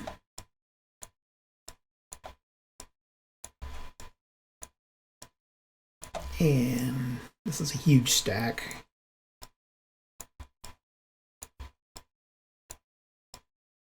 Okay, now the Orcs can't do anything else because they're out of shadow points. So that's it for the Dark Power phase. And the end phase, so that's the end of the turn. And we will go ahead and add our reinforcements, and I'll be right back with that. Okay, turn 7. Is this one Gandalf comes? No, he comes back at 9. So, like I said, it doesn't really matter. Again, I bring in more units. Now, these units down here, I've got a huge army down here, but to get it up here and spend the points, I got to ask, is it really going to be worth it? Basically, what's going to happen is that the Fellowship is going to have to slip through here to minus Morgul. Slip through, slip through, slip through. But first of all, I think we're going to go down to minus Tirith. Now I'll have to fight my way there, fight 1. Next turn I can move in, take the magic. Hopefully I'll get the Elven Rope. Come down here get across the mountains, slip past these orcs, and get to Mount Doom. I think that's kind of my plan. Let's see. So let's see if it happens. Gollum, let's see who Gollum belongs to. Gets a 5, so dark power. So that's my Gollum thing. Events. Okay, we got to go with our events. This can always throw something into it. And my events cards are going to be Corsairs of Umbar. Well, I don't want the dark player to have it, but we still got lots of cards because this gives you 50 strength points you can put in any port. So you can come down to like Dol Amroth and start to take it. Okay, we go to the dark power player and oops, get an event. Okay.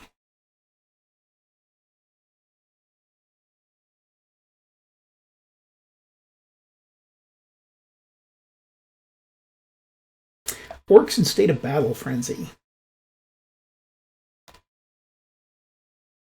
Okay, we're going to get rid of River Flooded, and we are going to use that. I'm going to put this over here just so I don't forget.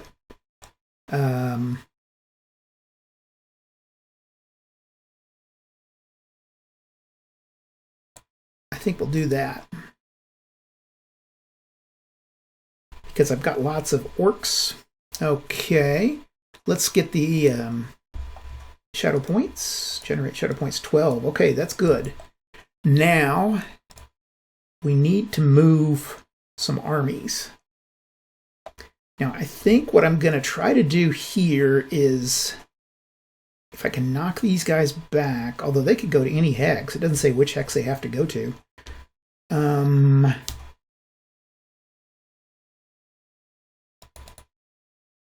Let's move guys in. Oh, that's the events phase. Never mind. Okay, search phase. Yeah, we still got to search. Can't search because in Anorian, these guys are stacked with those Riders of Rohan. We go to the Saruman phase, and he's going to attack here to Eowyn. He's already gotten Helm's Deep. Oh, wait. No, he doesn't have Helm's Deep. I apologize. He will because he's got 10 to 1, and there was only that 2 there. These guys are sitting here with Eowyn. So because there's only 2 there, I have to basically... Oh, but I can move after that. That's right. Okay, so basically I just get rid of those 2. Now we can attack. And then also this guy's going to come down and join the fray. And so the we got 30, 45, 60, 70, 75. So bad guys get 75. And the good guys have 13. Okay, so let's see, 13 times 26, and then 5 to 1 odds. Okay, 5 to 1 odds. And we'll go to army combat. Okay, 5 to 1. We roll and get a 5. So 5 to 1 at 5 is a 30% loss. So a 30% loss of 15 is going to be, let's see, 15. It's 1.5, 4.5. So it's going to be 5. So we'll take those out. We go to the next round, and 8. It's not quite 10 to 1, but it's a 5 to 1. We get a 1 at 5 to 1, and that's a 10% and a 20%. Okay, so 20% of 8 is 6. And this is going to be minus 10% loss is 7, 8. So that's 68. And then that's easily 10 to 1 odds. So Eowyn and those guys are eliminated. The treasure here. I wonder what it was. Oh, draw magic. Oh, it doesn't. I can't see. That's right. Okay, that is going to be the end of the Saruman's move. So he effectively eliminated Rohan. We go to the Fellowship. Now the Fellowship, what I can do is I think, let's see, getting across that river, how much is that for terrain effects? +2, so it costs us an extra 2. And then rough is 3. Oh, that'd be 5. So it would cost me 1 to get totally across that.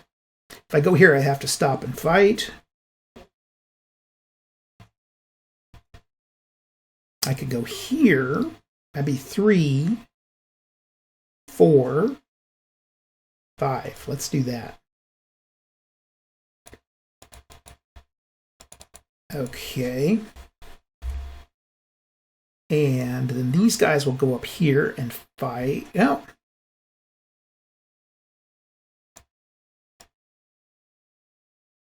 Fight here. And here. 1, 2, 3, 4, 5. And then 1, 2, 3, 4, 5. And I think that's it. So now we can do our battle here. No, wait. Nobody battle. Here we can go. Okay.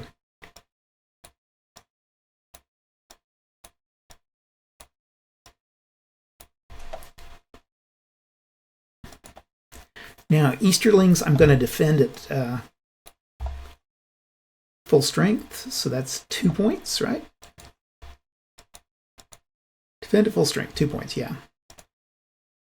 And so good guys, I got 10, 20, 30,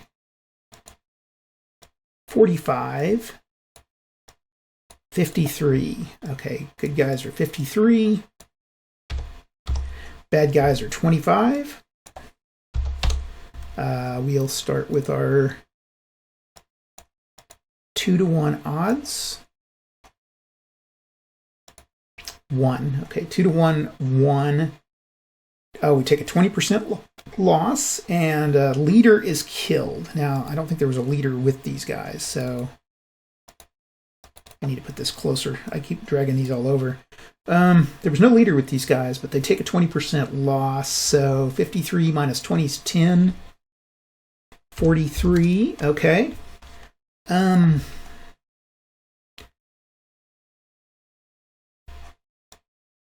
think we'll pull back, and we'll just pull to another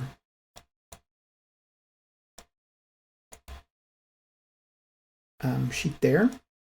Okay. Now, nobody's there, and then these orcs, I think, let's see, 12, or 2, 4, 19 to 26. 19 to 26. We're going to stay put. We'll let the orcs attack. Okay, now we go to the, that was a fellowship. We go to the dark power phase, and this time we can do some stuff. The orcs will attack. We are going to send everybody down here.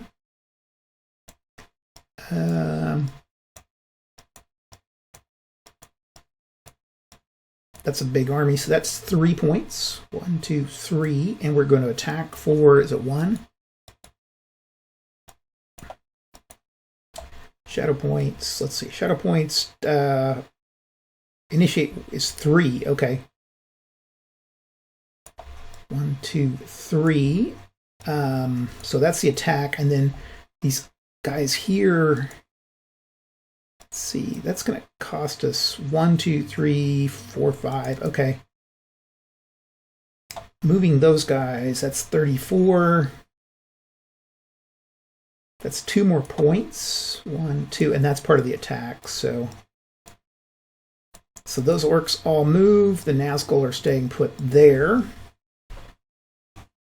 These orcs will attack for another... Oh, they can't attack. Okay. So this orc attack I'm going to increase by 2. And let's make the Lord of the Nazgul go in here. Because he's got a morale, I think. Yeah, he has a 4 morale. Okay. Let's close that and close that. And this is going to get crazy. Okay. So Lord of Nazgul plus this guy is going to add a 4. And then we have 10, 30. Let's get those. 35, 50, 65, 70, 75, 80, 84.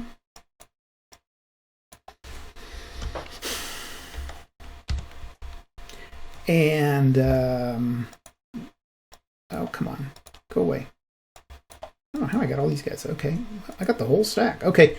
84 and,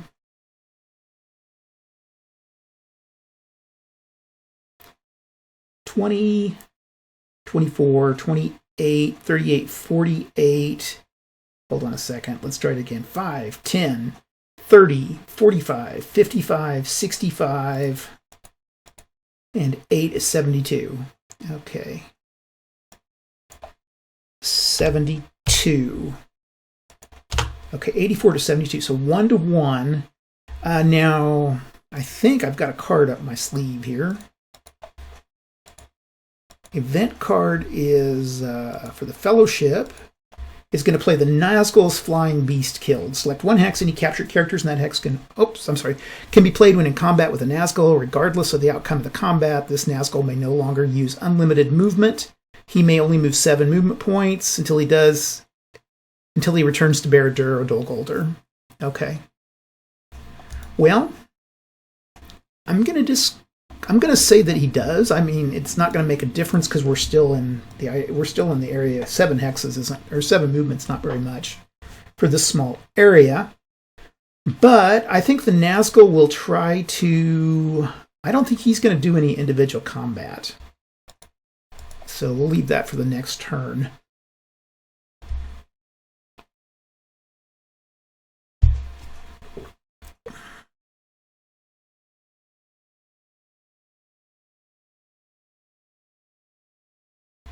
This can be used 1 die roll. Okay, so we've got this combat going, or this army combat.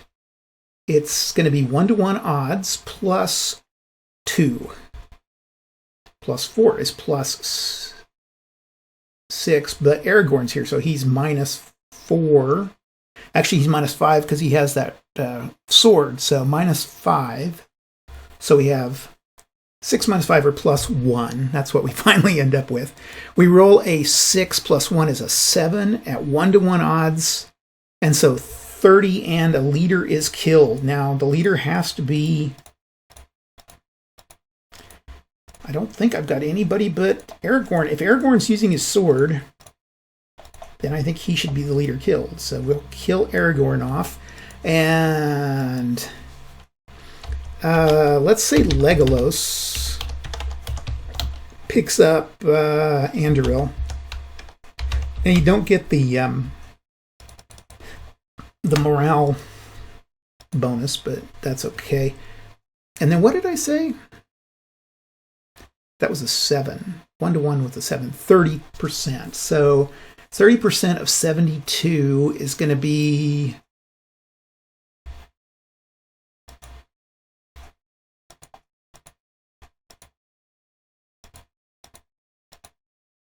$22. So that puts us at 50. My math isn't very good here. Okay.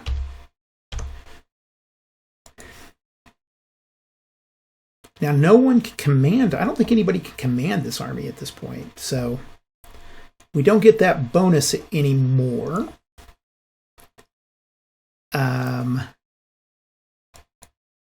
Since we don't have a bonus, trying to think here. Okay, so we can use the 4 from the Nazgul and the the Nazgul's morale doesn't add. Is Faramir? Where's Faramir? Does Gandalf add? Okay, yeah, he does. Oh, okay. These guys can lead. Okay. So I guess who's got the next best one?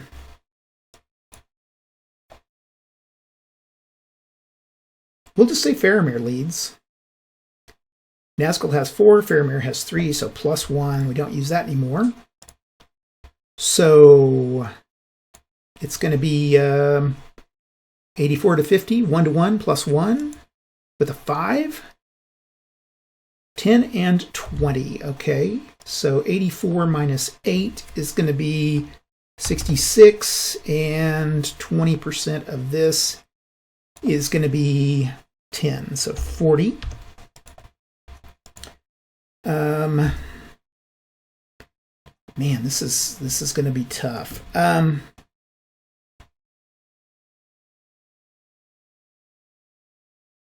I guess we will attack again. I don't think we're going to withdraw. So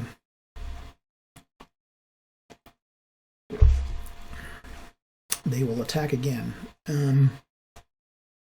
66, 41 to 1 +1 is a 7. 30 and K. So Faramir's killed.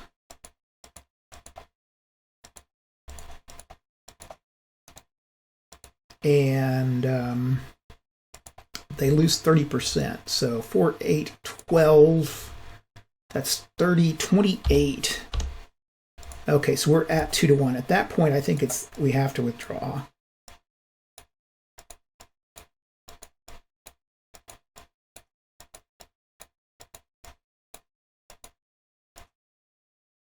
And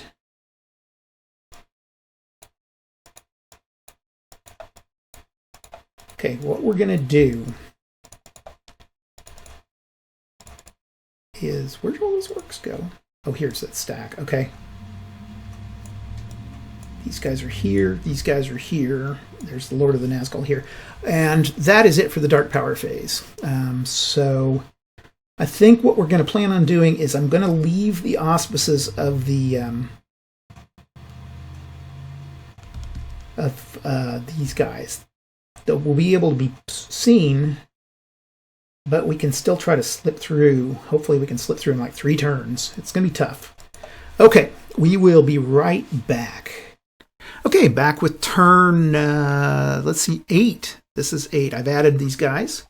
I think I'm beginning to see why this game is popular. Like I say, there's seems to be it's kind of like a chess match between these players. There's always a new problem that arises with every turn. And so again, I have the issue of getting the Fellowship to get through here, while at the same time, Mordor is hammering down.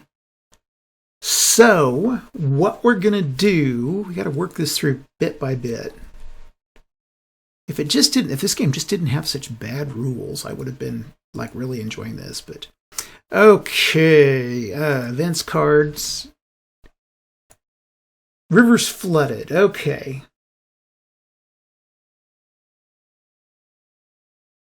And I think what we're going to do, that Orcs Quarrel card is I'm going to use. Okay, let's see what the Dark Power has. Dark Power has Rohan mobilizes. Can't use that. Denethor peers into the Palantir and sees doom. We have no Fellowship forces in minus Tirith. So, okay, we'll roll for our shadow points. We get a 9. Not that great this time. And we go to the search phase. They're still, the Fellowship is still with these guys, so they can't be searched for. But we can, so we go to the Saruman phase, and Saruman's going to start heading down the road. 1, 2, 3, 4, 5. He's down here. Now, this is kind of, I got a lot of guys, I guess just like the real battle, there's those guys there. And that's it for Saruman. Fellowship phase. Then this is where it's going to get tricky. What I need to do is get the Fellowship through to the Crack of Doom. And to do so, I'm going to have Frodo, Legolas,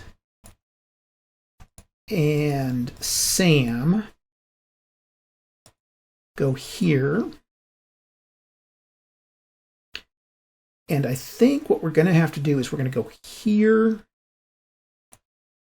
and enter this hex. And now there'll be a search. And the search will be for 2 points for the Nazgul or the Orcs. I think I'll use the Nazgul. So 2 points for the Nazgul. It doesn't say whether the Nazgul search for 2 plus the Orcs for 8. I think 10 points. Okay. So the Lord of the Nazgul will search, and they have 10 points against how many Fellowship members? 3 Fellowship members. So a 1, 2, or 3 means they're spotted. We get a 6, so they make it. Okay. And then these guys, where do I want to send them? I don't really have to send them anywhere. Now, we don't know whether... I think I'm going to just say they're here. Actually, no. We're going to do this. 1, 2, 3, 4, 5. We're going to decoy. So we're sending a decoy here, and the Sauron player wouldn't know whether we have the Black Gate of Morannon card or not. So that would give them another chance to go through. Okay. We go to the Sauron phase, and now you can't check. I don't think you can check this twice in a turn. That doesn't seem right. So these guys are clear. I could stick around. I think I'm going to move. I think I'll move my armies. So these guys are going to stay here, but these armies will come up and hit here, and then here, and here, and here. Let's just have a big old battle and see what happens. So 25, 50, 100, 115, 120, 25, 30, 180, 100 that's 200, 250, 255, 305, and 15 is 322, 19, 320 to 19.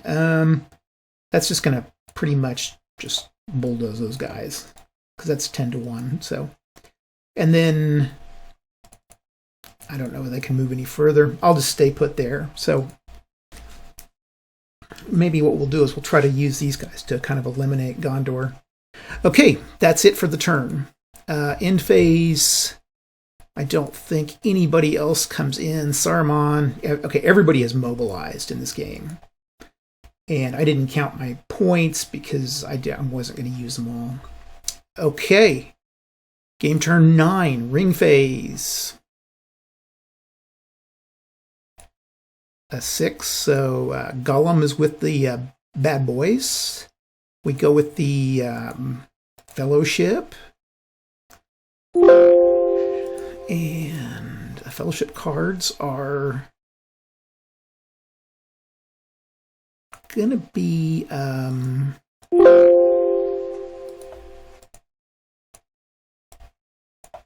Shadow of Sauron. Okay, we'll keep that one. we'll throw this one away, and I'm going to put this over to the side because I'm going to play this during my fellowship turn.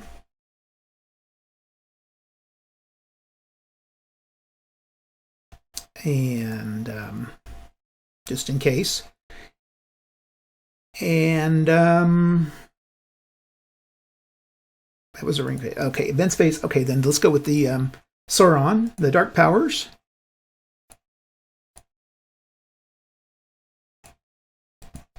And the event is Gollum attempts to seize the ring. Okay, and we are going to do that. We're going to have Gollum and Frodo fight it out. So get Gollum. And here's his attributes. And get Frodo. And his attributes. And so we can start. Let's see. So Gollum attempts to seize the ring, and he has a combat of 2, morale of 2, so 4. And Frodo has a 4, so they're even up. Okay, let's go individual combat. I've made so many mistakes playing this game. I apologize. I've been playing this and playing this and playing this, but there's just so much to remember. And one thing that's made me a lot more humble is doing these videos is you realize that when you're doing this as a video, how much it's hard to keep concentrated on doing the video and kind of keep up on a lot of rules without referring to the rule book a lot. So, okay, 1-1. Gollum gets a 1. So nothing. Frodo. Now, Frodo has Sting, so that gives him, actually, it's a -1, and then +1 for Frodo. And Frodo has a 4. So 1 wound, 1 wound. Now, because Frodo has the mithril, that 1 wound is nullified.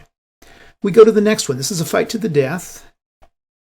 And this time, Frodo has a 4-5. And Gollum has a 4-3, so +2, -2. Frodo gets a 1 at +2, nothing. Gollum gets a 2 at -2, which kills Gollum. So much for that. Yeah, get Gollum. Kill Gollum. Discard card. There he goes. So, yeah, Frodo didn't even break a sweat. And that was the events phase. We go to the search phase. Now, we can search here. And I'm going to say the Nazgul and the Orcs are going to search at 10. And if they get a 1, so they do find the party. Now this could get a little bit hairier. So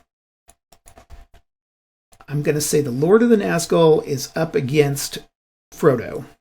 Now he can actually be against whoever. Legolas is going to jump in because they have the choice. So Lord of the Nazgul is going to try to attack Legolas. And he's got a 7. Legolas has a 5, but he's got the sword, so he's got a 6. So it's +1, -1. Lord of the Nazgul gets a 2. +1, 2. 1 wound to Legolas. Legolas goes at -1 with a 2. And takes 2 more wounds. X. Okay. We go again. This time it's 7 to 3. 5 to 3. So +2, -2. +2, 1. 1 wound and killed Legolas. Okay. And then Legolas gets 1 try before he dies at -2 and gets a 3 at -2. Doesn't do any good. So that's it for Legolas. Okay, and he dies, but Samwise is going to pick up... Sam has Glamdring. Okay, not Anduril's the one that Legolas had. So, okay, so Sam's going to attempt to try. Sam has a 4 +1 is 5. The Lord of the Nazgul has a 7... No wounds, so +2, -2. So 4 +2 is going to be 2 wounds on Sam. -2 for Sam. 4 at -2 is Sam dies, but the Lord of the Nazgul takes a wound. And that's it for Sam. And now we're up with Frodo. Okay, Lord of the Nazgul has a 7 minus a wound, is a 6, and Frodo has a 4, 5. So +1 -1. Nazgul goes with 2. So Frodo takes a wound. Actually, that's nullified because he's got the mithril. Frodo at a -1 gets a 4. So the Frodo takes 1 wound and the Nazgul takes 1 wound. Okay, second round. Next round of combat is a 7 minus 2 is a 5. Frodo has a 4, 3, 4. So +1 -1. Nazgul goes with a 1. Nothing. Frodo goes with a 2. Frodo takes 2 wounds, reduce it to 1. Okay. Next turn, 7 minus 2 is 5. Frodo has a 3. 4 minus 2 is 2, plus 1 is 3. 7, 6, 5. So +2 -2. Nazgul goes with the +2, 3. Frodo would take a wound, but it's nullified. -2 for Frodo with a 6. 2 wounds becomes 1 wound.